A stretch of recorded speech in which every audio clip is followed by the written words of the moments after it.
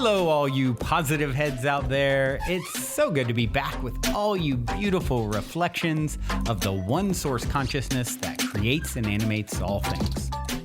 If you're new to this podcast, of course, we're super happy to have you here. And if you've been listening and enjoying for a while, I would be super grateful if you would please take a moment to give us a review on Apple Podcasts. It's one of the best and simplest ways to pay it forward and help others find the show so that they too can tap into the powerful perspectives and positive vibrations we are collectively emanating. The other unique and magical way to share this show is by sending any friends you think would benefit from listening to this podcast our Game with the Universe link at positivehead.com/game.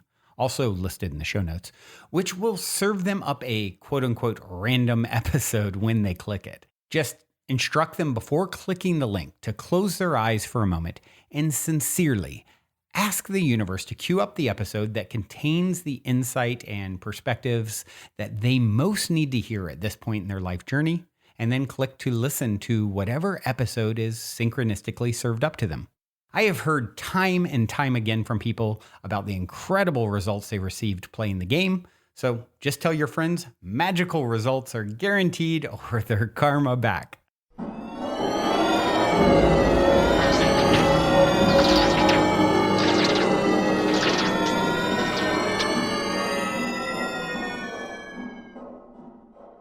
All right, all you positive heads. On this week's Soul Share episode, I'm very excited to have Mary Morrissey here with me on the show. Mary is an author, empowerment specialist, and founder of the Brave Thinking Institute, who has spent the last 40 years helping people to build their dreams by becoming brave thinkers. Hello, Mary. Welcome to the show, my friend. Hi, Brandon. So nice to be here. Oh, it's such a pleasure. We got to drop in for longer than normal, than typical before we began. And so I'm extra excited now because I know how amazing you are and that this is going to be a really excellent episode. And with that being said, I would like to start with my cliche opening question for you. And it is this. You're in an elevator. The woman next to you looks over, says, "What's your passion?" You got 10 floors to answer. What do you say? I say to her, my passion is helping invoke the greatest dream that an individual has, and then showing them a simple art and science for making that dream come true. Ooh, I like that. Simple art and science. Well, let's talk about how you got there, and then, of course, what that looks like. If you would, I always like to kind of begin with whatever feels relevant, with your backstory. Okay. And I know with you, some stuff happened in high school that really kicked you off on this path. And so I'd love to just hear whatever you feel, whatever's relevant to share. I think, as many of your listeners will know, that sometimes the thing that seems the worst in the moment turns out to be the best when more information is given that we make use of. So my particular journey, I had a wonderful family I was raised in. My sister, 8 years older, mom and dad loved each other their whole life. So I had a great upbringing and a terrific high school experience. And in fact, like most young girls would dream about it, the end of my junior year in high school, I'm class vice president. I'm on the drill team. I have a lead in the junior play. I'm homecoming princess. Wow. And If you could please overachieve for me, that'd be great.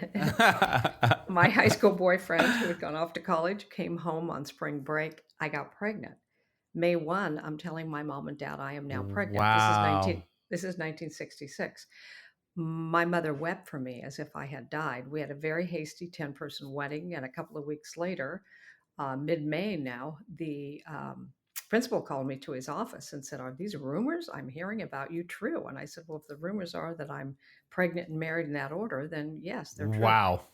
And he just put his head in his hands and he said, "Mary, you have great academics and terrific honors, but you will not be allowed to return here for your senior year in high school. It would be totally inappropriate for a pregnant girl to get mixed in with the normal girls. But we have a place for people like you if you want to get a high school diploma." Well, my dream had been to go to college and become a teacher. So I did want a high school diploma. So he said, "So it's held at Washington High School, not during the day. It becomes Washington Evening High School at night for pregnant girls and delinquent boys. Now, this high school was across the river in Portland, Oregon, in North Portland, in a place actually I hadn't been allowed to drive in after dark. Wow. Um, and so that next fall, I drove across there, and as I'm walking up these steps, and by then, everybody knows I'm pregnant. This whole thing is I'm cast out of the school. My best girlfriends I'd grown up with since I was in fourth grade. There were four of us. We're best friends. Those mothers got together and decided their girls could no longer see me. Wow. So I lost my friends, my school, my student body. Um, and I'm walking up these steps thinking, all right, every girl here is either pregnant, every guy is some kind of delinquent. This is my new student body. Yeah. My son was born in December. I graduated from Washington Evening High School in May, and in July, I'm in an intensive care ward in a Portland hospital, having been diagnosed with fatal kidney disease. Wow. One kidney was totally destroyed with nephritis, kidney disease. The other had 50% destruction, active nephritis. This is pre-transplant or dialysis. This is a death sentence in 1967. Wow. And they're very, very sorry, but there is, quote unquote, no hope for me. And then they decided that if they could get the blood toxin level in my body reduced enough for me to simply survive the surgery to remove the right kidney and get that toxicity out of my system, maybe I would have 6 months to live before the other kidney, completely lost function. They didn't know how long it would last with 50% destruction anyway. So finally, the night before the surgery was scheduled, a woman walked in my room. Now, I was raised, Brandon, the God of my upbringing was not a friendly place to go if you felt like you really screwed up. Yeah. It was a God with a personality, angry, punishing. Sounds familiar to me. Yeah. So I just thought I'm being punished for being a bad girl. Clearly, I'm a bad girl. I go to school with delinquents. My best girlfriends can't talk to me. I'm kicked out of high school. I'm a bad girl. Wow. And it wasn't like conscious, but it was going on in me. Yeah. And I'm not aware of it at this point. But a woman walks in my bedroom or the hospital intensive care room that night and says, I'm a chaplain. I come here several nights a week. I'm given she showed me the piece of paper with a list of those who are having surgery the next day in order of the most seriousness. Mary, your name's at the top of the list. Wow. And she said, would you like someone to pray with you? And I was scared and I said, okay. She pulled her chair next, at this point, I'm thinking I'm never going to see, maybe I'll see my little boy walk. I'll never see him go to kindergarten. I mean, this is just, Wow. I'm heartbroken. And she pulls her chair next to my bed and does nothing that looks like or sounds like anything I've ever been trained is quote unquote prayer. She starts to talk to me and she said, would you be willing to tell me what's been going on in your life the last year or two? So I told her my story, at the end of which, Brendan, she looked at me compassionately and she said, Mary, everything's created twice. It was like, went right over my head. Today I would say I had no landing page for that. It's like, what do you mean? And she says, well, actually, you know this. In fact, everybody knows this. Almost no one knows the power of knowing this. And then she said, the bed you're laying on, the nightgown you're wearing, the sheet covering you, the walls, the ceiling, the floors, all this machinery you're hooked up to. First, it had to be a thought before it could be a thing. Everything is created twice. And now that you're considering how everything is created twice, I hear how much in your story you love your little boy, but I hear also how much you've been hating yourself. You feel like you shamed your school, you shamed your family, you shamed yourself. And now that you're considering how everything is created twice, could you just consider the possibility that there could be a correlation between that toxic thinking and the toxicity that is rampaging your body and threatening your life? Wow. This is 1967, the summer of 67. Nobody I know Yeah. is ever, nobody I know thinks Talks this like way. that, And yeah. this is, and it's before the Mind Body Clinic at Harvard and Stanford and UCLA and all around the US and the medical schools now, the Mind Body Clinics. We didn't have any idea of the power of emotional and physical connectedness. So then she says, so if you could live, what would you do? And I said, I knew immediately I would raise my little boy and I'd become a teacher. She said, so, okay, so let me, and then she asked me, she said, could you believe that we can do a prayer together? Or she used the word visualization. I didn't know what it meant then. And in the morning, the doctors could come in and say, "Oh my gosh, you look so much better. We better test you." And they test you and they say, "We can't find any trace of disease. I Wow. mean, get up, go home." Could you believe that? And I told her the truth. No, Yeah. there wasn't one part of me that was going to believe that she was going to say some words. I believe way more in my pain at this point than her possibility. And she said, "Okay, so if you can't believe that's possible, then I want you to remember there are infinite possibilities. Yeah. The one you agree with is the one you are most likely to manifest. So could there be a possibility Mm. that we do these words and you do the process I'm about to give you, and instead of getting worse after the surgery, you start to get better, and you get better and better and better, and you get well? Could you believe that's possible?" Now, I didn't believe it, but I could. This is the first time that's ever happened in You my could life. imagine what it'd be like. No, it was actually, I could tell she believed it. Right. Mm. She believed it, and I borrowed her belief enough to say, Wow. "I guess it's a possibility." What a gift. And this is before Talbot wrote Holographic Universe or Sheldrake did quantum field theory. Um, this is way before that kind of understanding that was in the general populace. Right. Um, and so she said, "Okay." So then she said, "Here's what I want you to do. When you come back from surgery for the first 2 or 3 days, your mind is going to be busy with the pain and just getting over the surgery. But as that pain starts to ebb, your mind is going to want to go down the well-worn paths of thinking that you've been doing for the last almost 2 years now. Mm-hmm. So here's what I want you to do. Every time you notice a self-loathing thought, Mm-hmm. interrupt it and say, "No, because here's what we're going to do. This visualization, we're going to take all the toxicity and place it in the one kidney. And when it's removed, that toxicity, the shame, we're removing that too." So when your mind wants to think shame again or self-loathing, when it comes to mind, say, "No, that left with the kidney." Then immediately replace that with imagining that you're walking up some steps into an elementary school and you have a warm little boy's hand in Oh. yours, and feel that. And he's 5 years old and Mm. it's your boy. Mm. And you're walking and he's so happy to get to go to kindergarten. You give him a big hug. And he goes into kindergarten, and then you hear the click, click, click of your heels as you go down the hall and around the corner, and there's your classroom.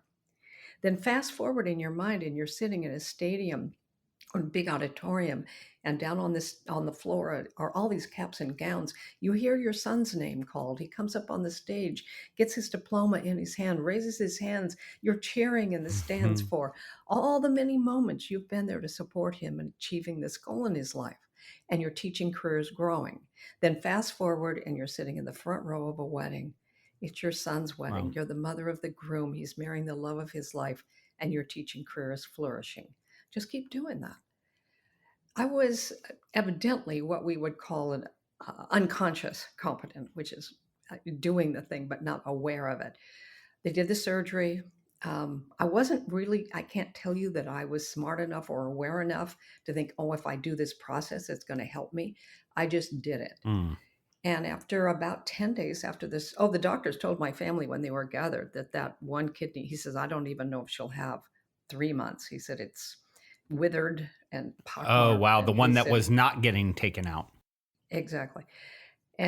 But then after about 10 to 14 days, my numbers started to stabilize. And they said, "Well, you may be going to get a little more time than we thought. And you're, as long as you're stable right now, if you go into the urologist 3 times a week for test your numbers, and you want to go home, we'll let you go home." They sent me home in an ambulance. I couldn't get my head off the pillow. I was so weak and still Wow. very, very sick. Got home, and then my numbers just stabilized and then just slightly started to improve and improve and improve. About 5.5 months after that surgery, I'm sitting in a conference room at the hospital, same hospital, the same doctors, the surgeon, and they're scratching their heads and they're saying, and I am too. We have no science for what's happened with you. And the surgeon said, "I saw that kidney." He said, "There's no functional way it could be doing what it's doing right now, Wow. but right now it's performing as a perfectly fine kidney." Wow. we don't know how long this will last, if it'll last, but whatever you're doing, keep doing it. I didn't even know what I was doing. And I just got better and better. I got well.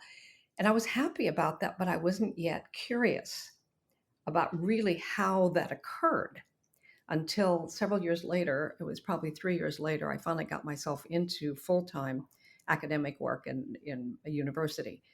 And a series of things occurred. I know, Brendan, we talked earlier about things that have occurred in your life that are you realize this is not just a coincidence. Right. It looks like coincidence, but these are too many of these things occurring at once for me to not pay attention. Right. And that's where I began, without going into all the story of what it was, that introduced me into a new level of, I am highly interested in how real transformation, how you move one set of results to another set of results, how does that really occur?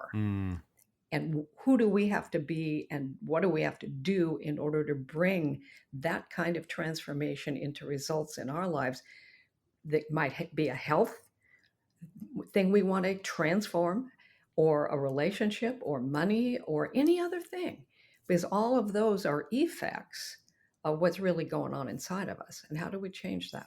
And that began a study.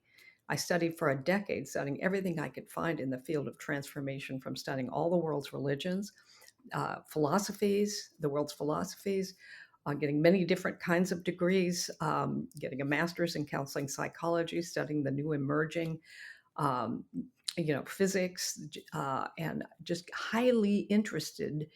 That led me down an amazing path over many years. Within a very short time, I knew, yes, I wanted to be a teacher, but what I really want to teach is this. Wow. What a journey. That is so inspiring.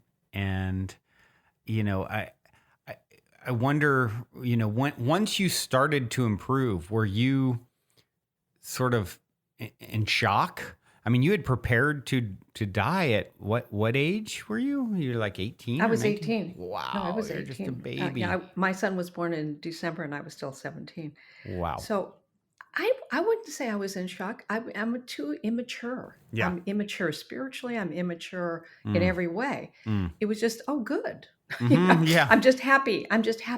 And now I'm raising my little boy, and I'm, being a young housewife, and thinking about my future and our future, and planning which college to go to. And that was that level of awareness. Yeah. But then 3 years later, when I got into the university, and three things, as I mentioned, occurred, I went, oh, this did not happen to me. This happened with me, both the dis-ease and the healing. Yeah. And then I began, over the many years of study, 10 before I started ever teaching it to anybody else, was realizing there's not one thing, no matter how long it's been there. Sometimes people believe, because I've had this chronic condition for 10 years, over the years of the work I've done and done with people, you can't do it for them, but you can show them how to do it, and be with them and support them in the process. I mean, I've seen all kinds of things, including chronic immune disorders and things that regular physicians have been trained, this is incurable. Yep. And so we medicate for that. But that's one path. It's not the only path. And it doesn't mean no matter how long it's been there, it can't be changed. You have all kinds of embryonic cells in every single body, and those can be activated. Yeah. And a number of ways to do it, long before we were doing anything called stem cell treatments. Right. I've been doing this a long time. Right. Wow. But notice what she gave me. She asked me what my vision was. Wanting to get well is not a big enough goal. Health is for the purpose of something. What if you could live? What would you do with your life? So we created a vision for Mary. I would raise my little boy. I would become a teacher. And if that occurs, then this is going to happen, and this is going to happen, and this is going to happen. And I began, over the years of reflection and study and studying transformation, to realize the primary beginning of transformation is to have a vision. Actually, why I ask you, what is your vision? Right. To have a vision of what it is that the next stage of expressed life looks like for Right. you. Right. And it kind of comes back to something that I actually talked about on on yesterday's episode, which is, you know, trajectory beats position. Right. Mm-hmm. And yeah, it Nice really line. is. That's It's a really really great. great line. I had just heard it the day before. I was at a friend's gathering and someone got up and gave sort of an inspirational speech. And he said, you know, trajectory beats position 10 out of 10 times. And then he went on to explain it. I'm like, wow, what a great statement. Right. And so Mm-hmm. it's really cool now today, you know, the next day after recording that to hear the perfect example story for that, right? Wow. So, you know, you went on to, lucky for all of us, you hear all these many decades later, and you've spent, you know, 40 plus years teaching and helping people to dream build, as you put it. And, you know, Mm-hmm. Lots of people dream, but very few people know the art and science of dream yeah, building. what can you speak to that? Yeah, And please. yeah, the art is in the vision, and not just a "I hope someday." It's a vision that you step into. As I'm walking my little boy into kindergarten, I'm holding. There's a whole Yeah. relationship with the vision. So we call it, a calibration of vision. And if you think about it right now, every one of us, and you can look in your own life right now and see this, you have results in four major areas of life happening right now. These are my results, those are your results. Results in your health. We can measure your health right now, your blood pressure, your weight, your blood. I mean, we can measure all kinds of things and give you a health report. Those are your health results that are current. You have relationship results, how much fulfillment, how much depth, how much connection. You can measure your current relationship results. Some people carry a lot of resentment and carry a lot of disruption in their lives. Others have way more harmony, and those are results. So if you're in love with the results, then that's an area of life that you're Mm, thriving in. But you have health, relationships, vocation. Now that doesn't mean you're earning hmm. income doing it. Most likely it is for most of us, but it's what we're doing with our time and Right. talent. Everybody does something with their time and talent, including sitting watching TV. That's what they do with their time and talent. You so what is it fulfilling? Is it meaningful? Do you have meaning and purpose in it? Does it wake you up in the morning to, live into this next day, bring your own expression of what's your vocari, what comes through you? And every one of us have current results in our vocation. And the other is the freedom quadrant. How much freedom, how much time freedom, how much money freedom do you have in your life? Nobody wants stacks of money inside their office, just looking at stacks of money, but you do want what it'll do if you pour it into things that Mm, matter to you, including your philanthropy. The freedom quadrant is that spirit, I believe, um, it is seeking greater and greater expression of itself by means of itself. So life, call it spirit, call it God, call it life. It's this sacred energy that is the very energy that's beating each one of our hearts. Not one of us created right. ourselves. We didn't create ourselves, nor do we have the personal power to even make our heart beat Mm, one time. We're being animated by this living energy that's pouring into and through us, ever seeking a greater expression, not just of us, but it's pressing through a blade of grass today to be a better blade of grass. It's pressing through the edges of the tree to become more of itself as a tree, and it's pressing in you and me to become more potentiated, more expressed in the areas that matter to us. And as much as you have a thumbprint, you have a soul print about what really brings life into its fullness, but through the activation of you coming into harmony with and expressing it. Now, none of us are really trained in this, or I shouldn't say none of us, almost none of us are. The So how do you know what right. is your vision? One of the things over many, many years of doing trainings with people, I'd say about 50% of the people in my small events and in my very, very large thousands of people events, about 50% of the people will say, I don't know my dream. I don't know what my dream is. And they believe that's true. Actually, they do know, but it's not in their level Mm. of awareness because they've been trained to so much deal with what's coming at them that they haven't been trained in how to listen to what's seeking to come through them Mm-hmm. and by means of them. And so that's the first level of support. And so we go through in the Dream Builder event I do, that's the first stage. Is day one is the Mm. blueprinting day, where you create a blueprint and there's a process that we go through.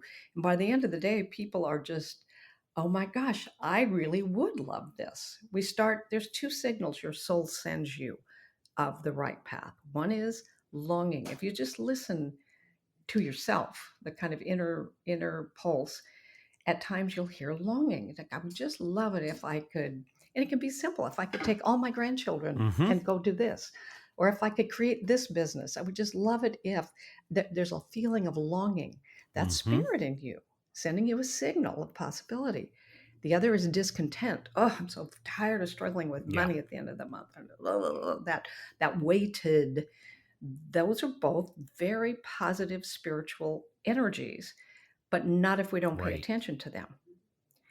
Because life is going to express that river of life coming into us. None of us are strong enough to stop it. If we don't give it a positive expression, then you begin to see signs and signals of unlived life that show up as problems and difficulties. And uh, because we're not giving it a vision to pour itself into that is life giving. So, the vision, you pay attention to longing and discontent, and you begin to track that, and then you follow that up with a question. The question is, all right, in the presence of this longing and this discontent, Mm. what would I love? What would I love that would answer the longing and dissolve the Mm-hmm. discontent? And then we begin to shape that into a vision. And the important part of shaping a vision is that you have to get how it's going to occur off the table of your thinking in the That's beginning. such a barrier for so many people, right? They get caught in the Well, logic. sure, but they don't know they can do that. Yeah, and here's the deal. Most of us have not been trained to think, what would I love? We've been trained to think, what do I Mm-hmm. think I can do, given my conditions, given my history, my education? And we bring all those conditions to the table as if those conditions are powerful. They're no more powerful than the belief we Mm-hmm. place in them. I mean, there's countless stories of people who had all kinds of conditions and blew right past them. So it's not the conditions that hold us back. It's the belief about those conditions that actually holds us back. So what would I love? That shapes the vision. That's step one, is creating a very compelling, life-giving vision for what it is you would really love. And I encourage people to cast a 3-year vision, not a Mm. 1-year vision. Hmm. I'll tell you why. Because my work with people over years, psychologically, when I say I want to have really what I would love and really what I would answer my longing to solve my discontent. And then I say I'm going to do that in a year. It's very challenging for many of us to believe that we can accomplish that in a year. We start thinking more about, because the subconscious immediately knows what we've accomplished Yeah. in a year. It's so short. But It's when we, easy. that's right, when we say 3 years or Mm-hmm. sooner, and it can always Mm-hmm. happen sooner, but 3 Mm-hmm. years or sooner, um, the subconscious doesn't know just in fact what you might get Mm-hmm. done in 3 years. And so it's way more malleable to allow you in this inner ground to plant some new Mm-hmm. seeds and foster them and grow them. So the longing and discontent is an important key to answering the question, what would I love? And that's very, very powerful when you Mm. answer that. Yeah, I love that. And I'm curious what your thoughts are. You set your vision, you're doing sort of the right things pertaining to stepping into this version of yourself, and then attachment to expectation comes in, right? And then it's okay, maybe it's things aren't unfolding the way I visioned, and now I'm created more discontent because I'm attached to this idea. And so I'm curious what your thoughts are when that happens. It's a great question. We start by telling people, first of all, more people spend more time planning a weekend trip than they spend planning their life. That's funny. So we cast the vision. Then, yes, then you begin to manage. You learn to think. This is why we call it brave thinking, where you're vision-driven thinking versus condition-based thinking. We have been trained to think from conditions. So when I was beginning my first work, in the days when I wanted to start teaching in the 70s, the only path I saw to teach transformation in that time was by becoming a minister, a very ecumenical, open-minded, welcoming to all faiths work. And it grew very, very slow. I was doing therapy all week long to earn my part of the income for our family so I could then rent this little place, an Oddfellows Hall in Beaverton, Oregon. And, we were learning how to create an event and do these things. But this was a very old place, and we made an agreement with the Oddfellows people. They wanted this is back then, they wanted $25 a week to use the space. But if I would come in, we would come in and clean the space, clean up the kitchen and the bathrooms from the night before. I scrubbed toilets, I cleaned that kitchen. And I mean, this was pouring myself into this. And it started where there were 22 people who came the first time. The next week there were 8 because the first thing they came to help me get lunch, and friends, family. And it grew from there. But when it got to about 40 to 50 people, it just stayed there. And I didn't know how to grow it beyond that. And it took me about a year and a half to get there. And it was a wonderful group of people. And I was grateful for that group of people to get to work with. And I kept thinking, there's only metal chairs to sit in. There's linoleum that's curling up on the edges of the room. And we don't have money for advertising. And then along the way, I met who would become my mentor, a man named Jack Boland. And I was telling him, I said, he had a very successful work in Detroit, Michigan area in Warren, and TV all over the Northeast, and hundreds and hundreds and hundreds of people coming on the weekends. And I said to him, I want to do not exactly what you're doing. I want to do my version of that on the West Coast. And he said, well, I can help you with that. But it's going to cost you. And I said, what do you mean it's going to cost me? And he said, I said, well, how much? And he said, oh, that's your problem. You think, he said, you think that how much something costs has something to do with what you want. And I went, yeah, actually, I do think that. In fact, everybody I know thinks that. Yeah. And he said, well, I'm telling you, that's your problem. Get clear on what you want. Don't put how much it's going to cost on determining whether or not you can have it. And he says, so what do you think's in your way? And I told him about the linoleum and the chairs. And he says, that's not what's in your way. He says, I can promise you can fill that place to waiting lines with it being exactly the way it is, but you got to change. This is not about linoleum. This is about your belief in linoleum. We need to get that shifted. Yep. And I decided to work. I found a way to get the deposit. And he said, you got to come to Detroit next week, which I didn't think I could, but I was in Chicago at this point. I said, okay. So I went, and he said, I'm going to mentor 3 people. I have 2 men picked out, and I have been thinking there should be a woman. And I believe you're that person. So I jumped in. And we got to Detroit. I'm in a room waiting with 2 guys. And then he comes in and he introduces us. Mary, Morrissey, this is Les Brown. This is Wayne Dyer. Oh, wow. And the 3 of us got mentored together. This started in the 80s. Wow. And we became, of course, 40 years of friendship. And deep, lots of programs together that have gone on and on and on. We're on speed dial with each other until Wayne passed away, But this system, over time, I began to see it's invisible to most people, but there is a system of transformation that works every single time in the same way that every place on our planet where electricity works is wired to code. The Mm. potential for light is everywhere. But in order to work with the invisible laws that govern the flow of the electrons and the molecules that produce illumination, has to be done to code. Once the code is discovered, you can apply it to any building. It can be a one-room shack, it can be a cathedral. And the same thing with bringing transformation into our lives. It starts with vision. That's the art, but the science is in the vibration. Mm. Yeah. Before we continue on with today's episode, for those of you interested in getting more fantastic fungi in your life, I want to take a quick moment to tell you about a friend of mine's brand new company, The Great Mother. Recently, I have been drinking the Great Mother's superfood mushroom coffee alternative called Ritual, as well as regularly taking their awesome ally microdoses, and I am truly loving both.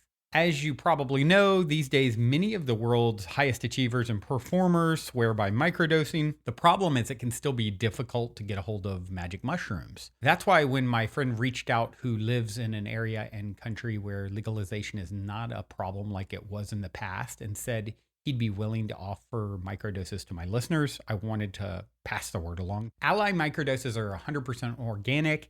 And in addition to a small amount of the magic active ingredient, they also contain functional mushrooms like lion's mane, cordyceps, chaga, and other brain boosters like bacopa. Ally is essentially a full spectrum nootropic.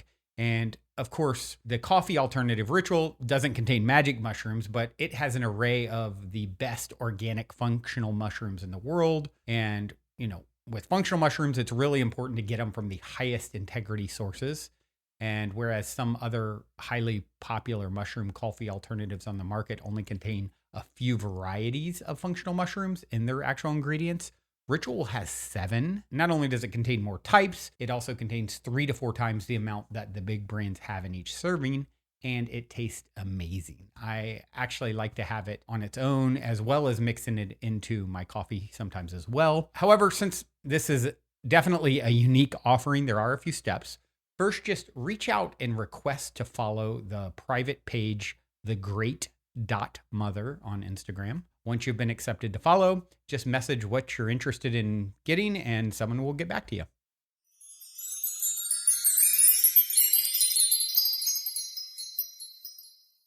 Yeah, it makes me think of something that I always say, and it's that, we all have such varying stories and paths, that our life, takes us on this winding, unique journey. And I think the number one job that we all have on that journey is managing our vibration. Mm-hmm. It's like that is when people, what should I do? Where we manage your vibration? That is the job, and everything stemming from there. And it's so easy to get caught up in there is no out there. It's showing up as a reflection of you, right? Your internal state. And so, that's but the how most you match the part of what I believe is important for us. Mm-hmm. is once you have a vision, mm-hmm. there's a vibration. It's an exact, in the same way a URL is an exact match to something that you don't get to see what's on that website if you don't match the exact URL. Right. It's the same thing. You don't get to see those results in your life unless you are an exact match. How do you do that? Mm-hmm. That's phase 2 of dream building. Mm-hmm. Which we call bridging. So you bridge from the dominant vibration you've been on, which has produced the results you've got. Mm-hmm. If you want to have different results, you're right. We got to change what's the dominant vibration of our own thinking, feeling, and act. And all of that comes together. And it's way simpler than I think most of us feel like. Even to use the word manage, like it's something that's an act of willpower or something. It's actually I obviously, Brendan, you do this in highly successful ways. When I just listen to the many different things you already have accomplished, are accomplishing, and plan to accomplish, you've got this. Mm-hmm. Mm-hmm. So, and thank you for doing this work in the world that you do. And the impact of that. So. Well, yes. I'm part of the recipiency of that today. Well, yeah, well, definitely a reflection, and it's interesting sort of hearing your journey, which led you to Wayne Dyer, who, working alongside or training alongside Wayne Dyer, who's one of my favorite, teachers in my own life. And I feel such a resonance with his just energy and vibration. And it's really beautiful to hear about your journey creating these gatherings, which, like you said, back then it was like sort of church centric was the only path almost. And I even shared with you prior to this, starting to do Sunday gatherings as a part of my, what's your vision? You asked me before we start recording. Well, I'm going to start doing some Sunday gatherings, And so it's like, oh, wow, you've been there, done that, and gotten the t-shirt, And so it's really inspiring. And I want to ask more about what you just said. You pinged on me using the word manage as if like, oh, it almost sounds like a job or work a little bit. And so, yeah, could you just, for my own sake and the audience, like, could you just elaborate a little bit on what you're getting at there? Well, in the once you have the vision, Mm-hmm. and so notice what happened for Mary in the story I shared with you. Mm-hmm. So I'm spending my day thinking I'm a bad girl. I've shamed myself. I've shamed my family. I've shamed my school. My girlfriends won't talk to me. They think I'm a bad person. Notice the vibration that Mm-hmm. that thinking produces, right?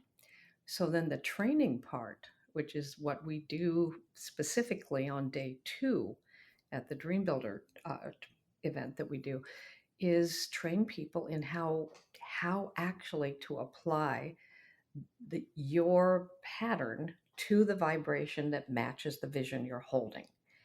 And it's just a process, but once you employ it, so she says, Mary, do this. Now think, instead of thinking what you've been thinking, as soon as you notice a self-loathing thought, well, guess what the tool was I had to learn right there? To notice. Mm-hmm. Nobody was noticing. I was just Yeah. letting whatever thoughts came my way think me. Many of Right. those were driven by toxic emotion. Once you learn to notice what you're noticing, Mm-hmm. that's the number one life mastery tool, is to notice what you're noticing, because those thoughts have a Mm-hmm. pattern to them, and they have a vibration to them, and they're going to take you upward or they're going to take you downward. Everything is either expanding or contracting, Right. including the direction of our lives. So, how we then match our dominant pattern of vibration to the vision, that's a simple process that just requires some training. Yeah. Once you begin to learn that, the amount of time required to produce the result you want has everything to do with the match of the vibration. Mm-hmm. People say, how long is this going to take? However long it takes for you to become a full match. Yeah. That's all it is. Think about your television right now. All of us, most of us, whether you watch streaming or you watch cable, or there's thousands, if not millions, of options at any moment.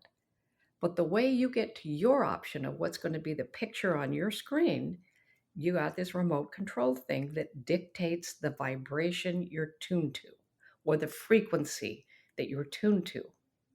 Yeah. And you get an exact match to the frequency you're tuned to. So the results we currently have are an exact match to the frequency we're tuned to. And they show up in health and relationships and vocation, how much love we can allow in our lives before we shut it down, find something wrong with the other person.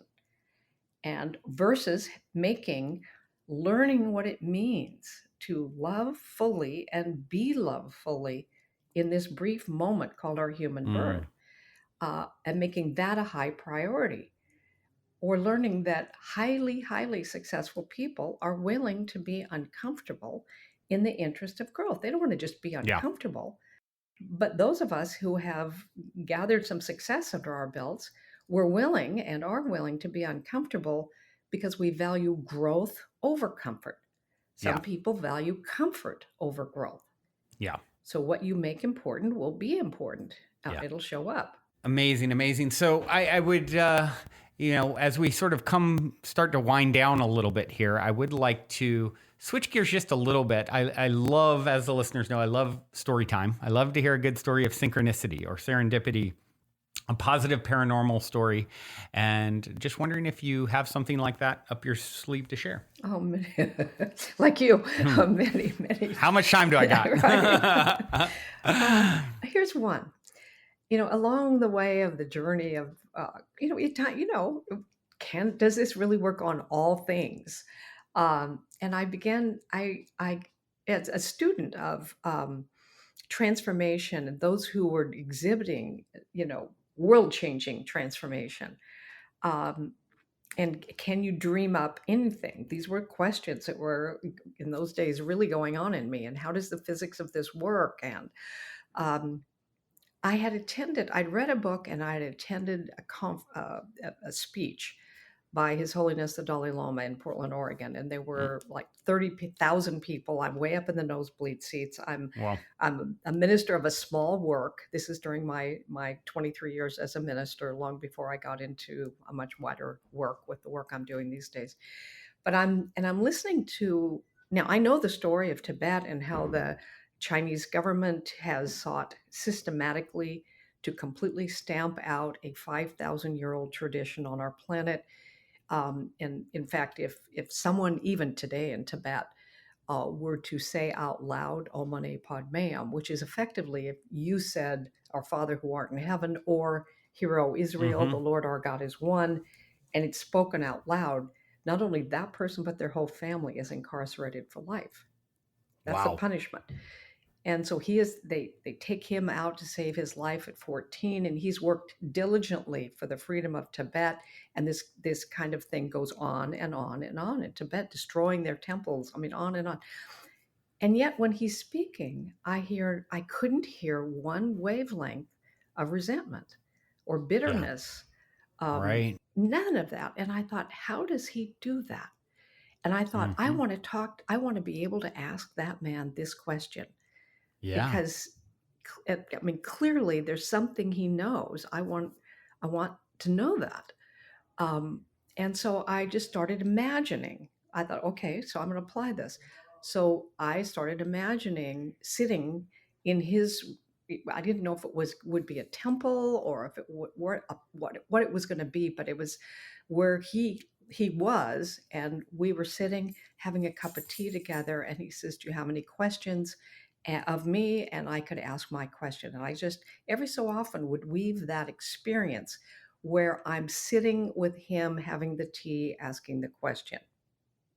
And now I have a small ministry, nothing, there's absolutely no thing in the world of conditions that would say that's going to happen. But I'm imagining it. Now, this went on for a number of years. And read some stuff of his. And my first book, Building Your Field of Dreams, comes out, and I'm on a book tour, and get called to speak at the Christian Buddhist conference that's happening in Chicago, when I'm going to be in Chicago doing a book signing anyway. Um, I'm not speaking on the main stage. I'm speaking in a breakout room on transcendentalism, and maybe 50 people in that room with the thousands that are there come and go. And that was a nice event. About 2 months later, randomly, I pick up the phone.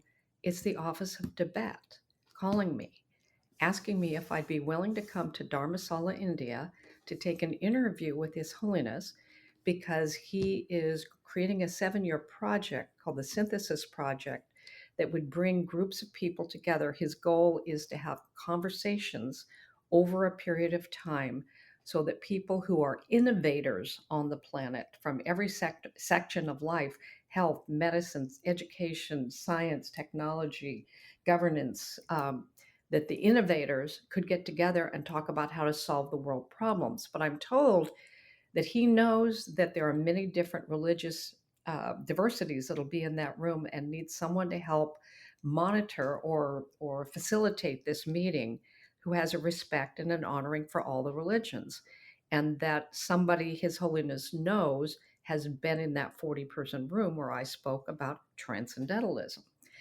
Wow. So I got on a jet. I flew to Dharamsala. I went into he's in his what you can see once you get to Dharamsala, India, you understand why India gave him that land to build his uh, place to live after he's kicked out of Tibet. It's just so mountainous and hilly, and but Wow. anyway, so I go to his place. They go through security, get in the room, and and here he is, and he's got a pot of tea. It was just exactly what I had imagined. Wow. Now the first whole part of that is his interview of me, and then he turns and says the question is, do you have any question you'd like to ask me? What And I get a to ask surreal him, moment. and I get to ask that question, and I go, this is exactly it worked the way I. There was a time when I actually was walking my little boy into kindergarten, Yeah, feeling right. his warm hand. There was a time when I was sitting, but I lived into it prior, but through rehearsal, visualization, and the feeling of being there, not wanting to Hmm. get there. See, you can never get to your dream. You Yeah. have to come from it. You'll experience what it feels like to be striving for as opposed to being in, right? Having it, you're the person Yeah. experiencing it. That's a completely different vibration. Because you can, as long as I'm the person trying to get there, I'll keep trying to get there. That's who I am. I got to be the person who's having the experience at least enough so that it begins to organize enough of the energies to actually produce it into form. So here's you want to know his answer? Yeah, of I said, course. "How do you do this? How do you do this? I've heard you speak. I've read your books. I can't find one after everything that's been going on with Tibet. I can't find one wavelength of bitterness or revenge or anger in you." And he goes, "Oh," he says, "first, Chinese people don't do this. Chinese government do this." He Mm. says, "We all have friends. Friends, easy love, easy forgive. Ah, but we have sacred friends as well. Sacred friends, very, very difficult. Very Mm. difficult. Mm. Chinese government, my sacred friend. Ooh. But without Chinese government doing exactly what they do, I would never have had to evolve my heart Hmm. to be bigger than the pain they bring." Ooh. And the Tibetans have a practice for that called bodhicitta, which is the practice of compassion Mm. regardless of condition. And Mm. he shared some things with me about that. But the idea, of course, was that even in this, there's something that can you can find good in. So Hmm. so he evolved his heart that he won the Nobel Prize. I mean, for peace, it's um, made world impact. I then thought I want to meet Nelson Mandela next. Yeah. I want to ask him, how did you do it? How did you go from being this guy who gets sentenced to life in prison, and not only do you get out after 40 years of almost he's there 27 years after all of that time at hard labor, not only do you get out before you uh, die, but then you become president of the country who sentenced you to life in prison. Wow. Who on our planet does that? Yeah. One person, Yeah. you. How did you do that? What had happened inside of you? And then he shared his journey. But the point of this isn't, oh, Mary got to see the Dalai Lama or Nelson Mandela. It's the system. Yeah. What is it that, I would just invite each listener today. What Yeah. is it that really matters to you, and what would you most love to bring into your world, into your life, Mm. Hmm. into what really matters to you while you're still here? Yeah. You can, we can move in that direction. We can help you. And this is what Yeah. Brendan's program does each and every week. Um, so anyway, I'm just Yeah. grateful to be here. What an inspiring story. And yeah, if you would share a little bit about that. You've got Dream Builder Live coming up here in I do. a few weeks as of this recording. And so yeah, if you could just share whatever is relevant to share about that. Well, I'm grateful, Brendan, that you wanted to use this moment to give an opportunity for any one of your listeners who would like to go further with this, a completely complimentary ticket to Dream Builder Live. Uh, and the Dream Builder Live deposit ticket. It's a free ticket with refundable deposit once you attend the event. So you put a deposit down so we hold your seat, but once you attend the event, we give you the deposit back. So it's completely complimentary. It's a 3-day event. It's virtually. It's January 27th, 28th, and 29th. And again, you get your deposit back in full once you attend the event. But this is where we train in the art and the science of dream building, actually transforming your life, answering those longings, dissolving the discontents, creating a vision, learning what it means to match that vibration, and and then how it is that you implement that, how you actually build it day by day, coming from the result and not from the conditions that seem overwhelming, like they're stopping you. Linoleum, no advertising money, and metal chairs. How we move our energy from the things that we think are blocking us and open the door to you actually having the life you love. Mm. Yeah.